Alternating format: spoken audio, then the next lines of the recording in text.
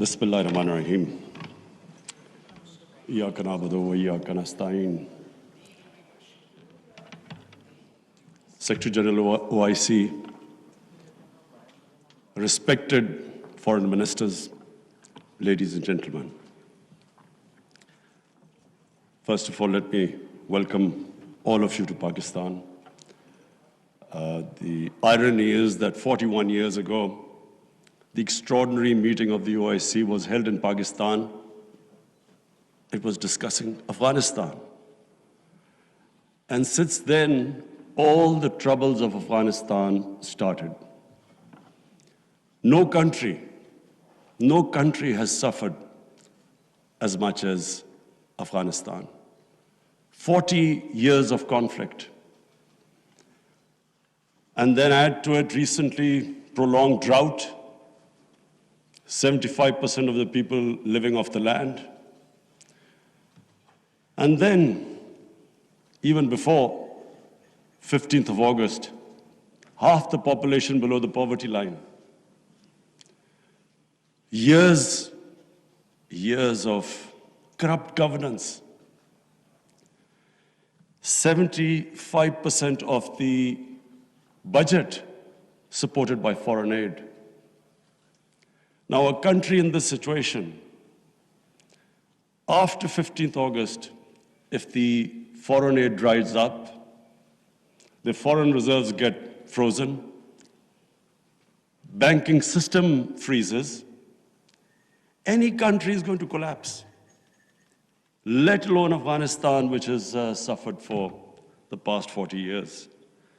So I'm really glad all the speakers before me mentioned the gravity of the situation. Especially, I would like to point out what Michael Griffith, Under Secretary of the United Nations Secretary General, what he had to say, the figures he gave. So the point is that if the world does not act, this will be the biggest man-made crisis which is unfolding in front of us. We, the OIC, it's a big responsibility on us, because not only is it the situation in Afghanistan as it unfolds, but it's a religious duty to help them. And I must say that we have to, and I speak to the United States specifically, they must de-link the Taliban government from the 40 million Afghan citizens. Even if they have, they've been in conflict with Taliban for 20 years. But this is a question of the people of Afghanistan. 40 million human beings. And that's why it is very important that action is taken immediately. Already we are late. The Afghan winter, everyone knows, is extremely severe. And these preconditions the Taliban have to, unless they have an inclusive government, human rights, women's rights, do not allow terrorism from the soil, unless these preconditions are met, the humanitarian aid will not flow, and their foreign reserves won't be, they won't be allowed to have them, or the banking system won't function, won't be allowed to function. This is very important. That first of all, the one time I met the Taliban foreign minister, he categorically said that they wanted to comply with these three conditions. Now, the point is, we must understand that when we talk about human rights, every society is different.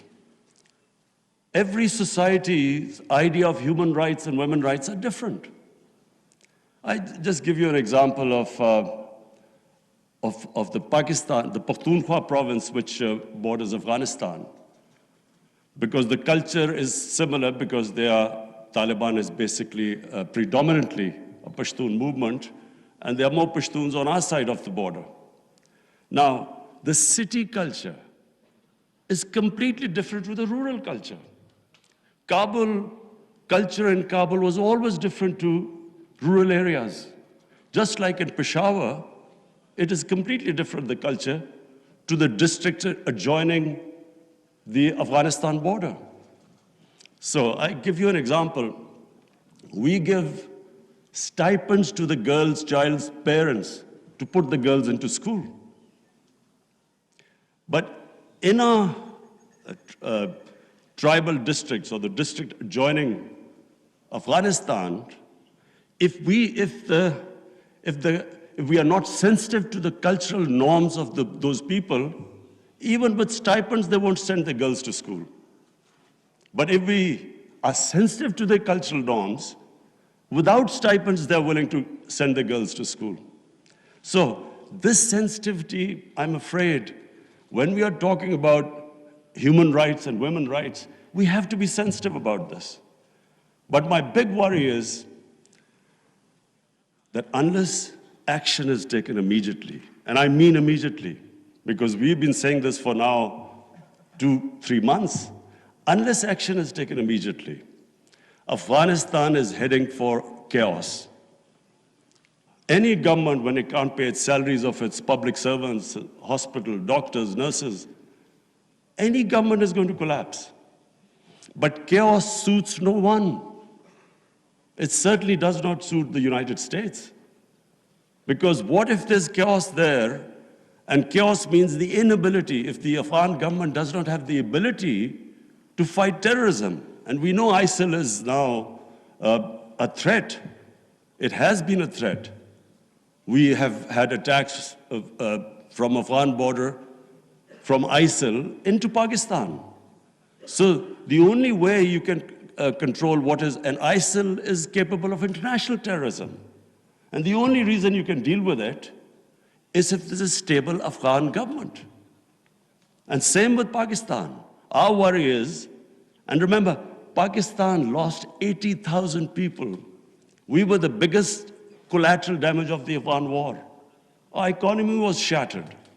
Over $100 billion lost to the economy. 3.5 million people internally displaced. Well, the last thing we want is chaos in Afghanistan, more refugees. We already have over 3 billion Afghan refugees. To date, we have 234,000 Afghans who've overstayed their visa because their situation in Afghanistan means they can't go back. And remember, this is a country, like most developing countries, who are suffering from the fallout of the coronavirus. COVID-19, we're all suffering from the impact it has had on world economies. So we are in no position to deal with this, another influx of refugees and terrorism. So my request to the international community, to the United States specifically, I know the Europeans are extremely sensitive. They understand the situation. There's a refugee problem not just in Europe, all over the world. So everyone knows that this chaos will lead not just countries like Pakistan and Iran. Other countries will also eventually have refugee problems. But in much richer countries, you have 2,000-3,000 refugees, and there's an issue. The far-right parties raise this issue about refugees. But we poor countries, who are struggling, whose economy is just about getting on their feet, how do we cope with hundreds and thousands of refugees? So it is in no one's interest that there's chaos in Afghanistan. And that's why I was very impressed by the Islamic Development Bank's suggestions of immediate, medium, and long-term ways of helping the people of Afghanistan or making the economy sustainable. I would look forward to the foreign ministers that you will come up with a roadmap by the end of this evening. And that roadmap not only should be pushed by the OIC, by the United Nations, by the European Union, and by, of course, the United States. Because, as I repeat, chaos in Afghanistan suits no one. And finally, because I have this platform of the OIC foreign ministers, I would just raise two more points. One is Palestine and Kashmir. The people of Palestine and Kashmir look to us. They want to see a unified response from us about their human rights, about their democratic rights, rights which United Nations Security Council resolutions have given them, and unfortunately not implemented. We should, on every forum, raise our voices and a unified stance. And lastly, I want to talk about Islamophobia. Unfortunately, the refugee crisis in Western countries has exacerbated Islamophobia. Islamophobia really started reaching a dangerous levels after 9/11, when terrorism and Islam were connected, when terms like radical Islam came. They connected somehow. Islam was responsible for terrorism and radicalization. So this connection has made life difficult for people living in Western countries, Muslims living in Western countries. The man in the street in the West cannot distinguish between what is a moderate Muslim and what is a radical Muslim. So you have stuff like in New Zealand, a man walks into a mosque and shoots 50 people. It's because this term, radical Islam, Islamic terrorism, they have to be delinked. And secondly, the reason for Islamophobia is people in the West do not understand when our Prophet Muhammad sallallahu alaihi wasallam is mocked or ridiculed or insulted. They can't understand the reaction amongst the Muslims because their attitude to religion is different to ours. So it's very important for the OIC to play its part in explaining to the Western world on forums like European Union, United Nations, their think tanks, making them understand, rather than this gap growing between Muslims and non-Muslims because of inability to understand Islam. It is our responsibility in the OIC that we make them understand. We have in Pakistan formed an authority. It's called Rahmatul Alameen Authority. The purpose is to have top Pakistani scholars in this authority who coordinate with Muslim scholars all over the world. And one of the objectives of this Rahmatul Alameen Authority is that there should be a considered intellectual response when things like a cartoon appears insulting our Holy Prophet, peace be upon him. There should be a proper response from scholars to make them understand why Muslims react, that the love and reverence we have for our Holy Prophet, peace be upon him, because they don't understand this.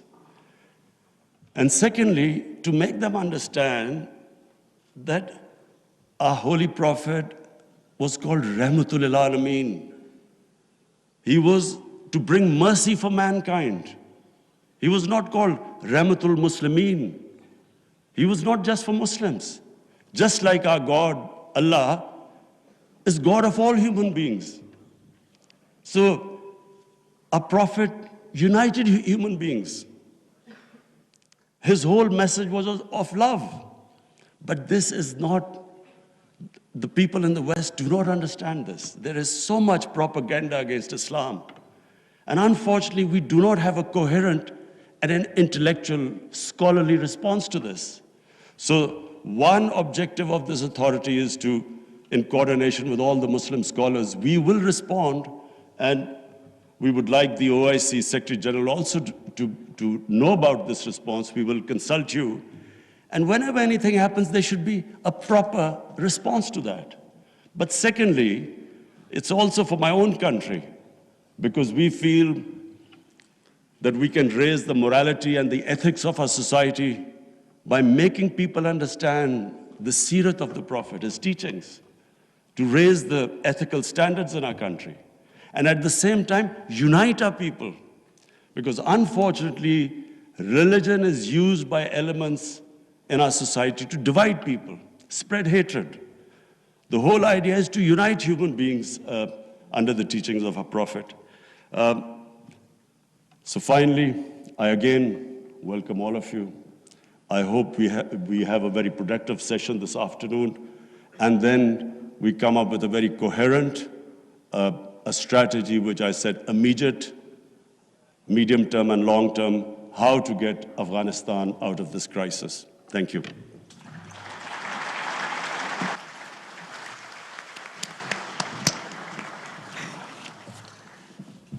Thank you very much, Prime Minister, for your gracious presence. अहम तरीन खबरें अब एक click की दूरी पर। आपके पसंदीदा टॉक शोज हों या अहम मुल्की या गैर मुल्की शख्सियात की न्यूज कॉन्फ्रेंसेस, हर लम्हा बाखबर रहने के लिए सब्सक्राइब करें हमारा YouTube चैनल। मौसम की सूरत हाल हो या खेल के मैदान से खबरें, अपने मोबाइल फोन से मुल्की और बैनुल अक़वामी अहम खबरों तक रसाई के लिए डाउनलोड कीजिए मोबाइल ऐप।